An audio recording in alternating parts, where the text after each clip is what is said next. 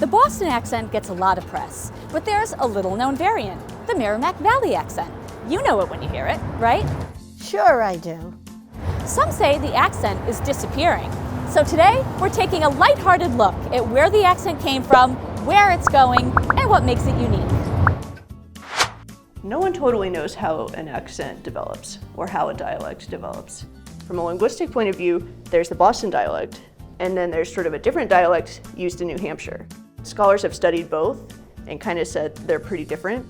There's a lot of different features of this dialect. It's changed over time, but oftentimes people would think of different words, like do people say tonic or soda or pop?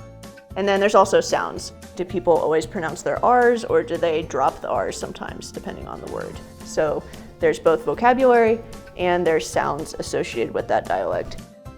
Do you think you have an accent, and do other people ever tell you you have an accent? Well, I never thought I had an accent because I listen to everybody who sounds just like me. But then you go to somewhere else and people say, where are you from? Or you're from, I've had people say, you're from Boston or you're from New England, you know, in other parts of the United States. So obviously people pick up on it. But if you ask me, no, I don't have an accent. I think I do. People say that all the time. I know you're from the Merrimack Valley. But if I'm up in Maine, they're like, oh, you're from Boston. But no, it's not a Boston accent, people. It's a Merrimack Valley accent. I never thought that I had an accent, but when I do go to other areas in the country, I am told that I have an accent. And many people will say to me, oh, you come from New England. I think one of the things was, you know, they talk about the Boston accent. I think it's the same thing here where the letter R isn't really necessary. So I've lived in Haverhill now for over 15 years, but I was born and raised in Connecticut, so I say some things a little differently. We picked out some words and phrases that are known for sounding different in other parts of the country, and I tried them out with my 3 brave Merrimack Valley accent test subjects. See if you can hear the difference.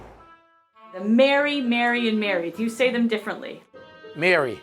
I have friends named Mary, so that's M-A-R-Y. I say Mary. Then we got Merry Christmas, and then you got Mary. Well, I have a sister, her name's Mary Jane. Somebody's getting married, Mary, and hey, Merry Christmas. Mary is very happy because she is getting married and is very merry. Mary, like the name, her name is Mary, she's getting married, and she's going to have a Merry Christmas. Her name is Mary. Mary. She's getting married. Married. And she's going to have a Merry Christmas. She's going to have a Merry Christmas. So the cot merger is interesting because that's actually a feature that the Boston dialect has in common with my home dialect in Washington. We all say them C-O-T versus C-A-U-G-H-T, pronounced the same. But for most of the US, they're pronounced differently. I caught a fish and now I'm going to sleep on a cot. Okay, so we got the cot. I'm going to go sleep on that beautiful cot over there because I'm tired. Time for my nap. Oh, we're going fishing. Oh, I think I caught that. Oh, we caught that beautiful fish. Sleeping on a cot. And hey, I caught a fish. So which one is the one you sleep on? A cot. A cot. And then you caught a fish, right? Yes. Yes. But you also sleep on a cot. Sleep on a cot. Cot. So I caught a fish who's laying on my cot. Caught and caught. We have father and we have bother.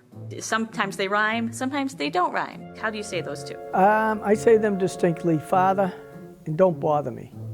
So we got father, and then, well, yeah, that person really bothers me. I am really bothering my father. Father. Father. Bother. Bother. Bother. Bother. Bother. Ba. Ba. Ba. Of course, we have the classic park the car. How do you say it? I say, you know, park the car.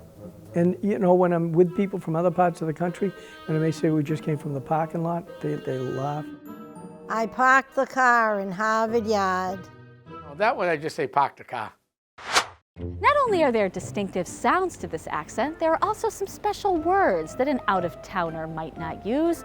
We tried out some famous or infamous regional slang with Elaine, Jay, and Tom. So soda, pop, or tonic? It was always tonic. Moxie, because I used to buy antique bottles. Moxie was called Moxie Nerve Tonic or Moxie Nerve Drink. That's where you get the term tonic. We call it tonic. I sometimes use soda or pop. Once in a while I'll use tonic, depending upon what's going on. Sub sandwich, hoagie, or grinder? I call it a grinder. Me too. I do too. Grinder, without an R. I call it a hoagie. Jimmy's or sprinkles? I say Jimmy's. It was always Jimmy's. Jimmy's. Okay, how about milkshake or frap? Oh, it's a frap. Milkshake, what's that? Frap. Frap I don't hear when I'm outside the area. Be honest with you, I use both, and they're kind of a little different, because one uses ice cream, one doesn't. The frap uses that. But the real word is either frap or frappe. Water fountain, drinking fountain, or bubbler? I'd say drinking fountain. Bubbler. Sometimes I'd say water fountain. I didn't say bubbler too much because that was kind of a fancy term. Remote or clicker? Oh, clicker. The clicker. Remote control. Me too. Living room or parlor? Well, actually, we called it the living room, but my grandmother called it the parlor. Parlor. That's where they used to wake the bodies, in the front parlor of your house. That's why funeral homes were originally called funeral parlors. Living room. Although when I'm referring to, as a matter of fact, the home I live in now, when I was a child, I would go to this home to sell Girl Scout cookies. They would have me in their parlor. So the Boston dialect definitely is more common in baby boomers and older generations and less common in Gen X, millennials, definitely Gen Z.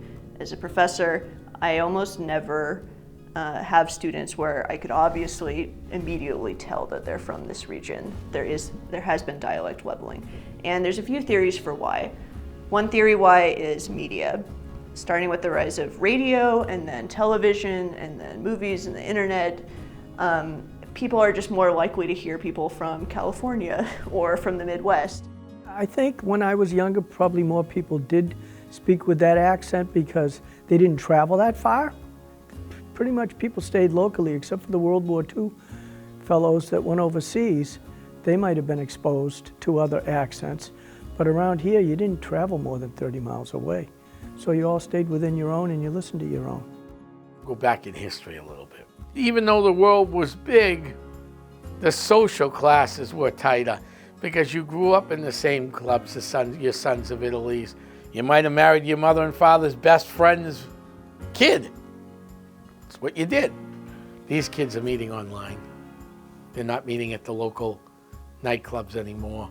The local Hibernian, Sons of Italy, you name it, German club, French club. Those are all gone, those clubs. I think that media does play a role. I think social stigma plays a role. If your parents are trying to downplay their accent, then you might be less likely to adopt that accent. Or if people give you a hard time for an accent at school or for work. And I think what's interesting now is that the tide might be turning a little bit and media might actually be helping people preserve and play up their accents. So I'm thinking of things like the ubiquity of accent challenges on YouTube and TikTok, where these are things on social media where it's sort of a game. People will say different words in their home accent. And so rather than flatten everybody's accent, now I think social media is encouraging people to emphasize their accent and recover it and hold on to it and share it with other people. So the accent may not be disappearing entirely after all, which is great news for those who appreciate regional American cultures and don't want to see them disappear. I'm Lindsay Paris for the Haverhill Journal, and as for me, I am now going to go practice the sounds of the Merrimack Valley. Mary, Mary, Mary, Mary.